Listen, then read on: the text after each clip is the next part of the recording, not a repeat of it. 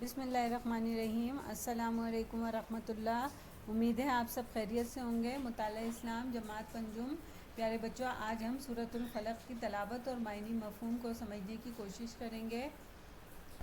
اعوذ باللہ من الشیطان الرجیم۔ بسم اللہ الرحمن الرحیم۔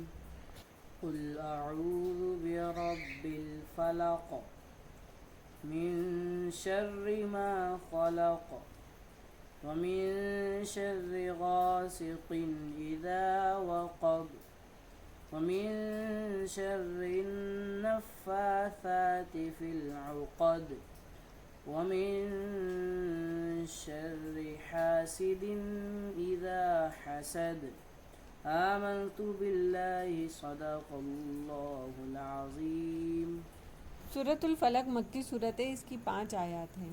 قل کہو، اعوذ میں پناہ مانگتا ہوں، رب الفلق صبح کے رب کی، من شرن شر سے، ماں ان چیزوں کی جو، خلق اس نے پیدا کی، وا اور، من شرن شر سے، غاسقن اندھیرے کے، اذا جب، وقب وہ چھا جائے، وا اور، من شرن شر سے، نفساتی پھونکنے والیوں کی، فی العقد گروہوں میں، وا اور، من شر سے، حاسدن حسد کی، اذا جب، حسد وہ حسد کرنے لگے۔ پیارے بچوں، یہ مکی صورت ہے۔ ہمارے پیارے نبی صلی اللہ علیہ وآلہ وسلم کو نقصان پہنچانے کی غرض سے مکہ کی عورتوں نے آپ کے بالوں پر گرہ لگا کر اس پر منتر پھونکے۔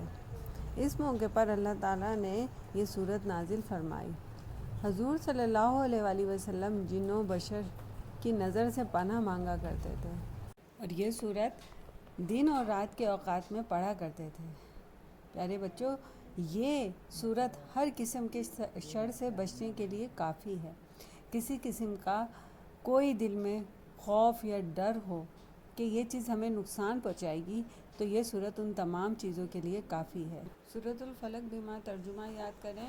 اب ٹائٹل پیج بنائیں اور کاپی میں ترجمہ لکھیں۔ ترجمہ: کہو، میں پناہ مانگتا ہوں صبح کے رب کی ہر اس چیز کے شر سے جو اس نے پیدا کی ہے، اور رات کی تاریکی کے شر سے جب وہ چھا جائے، اور گروہوں میں پھونکنے والوں یا والیوں کے شر سے، اور حاسد کے شر سے جب وہ حسد کرے۔ جزاک اللہ۔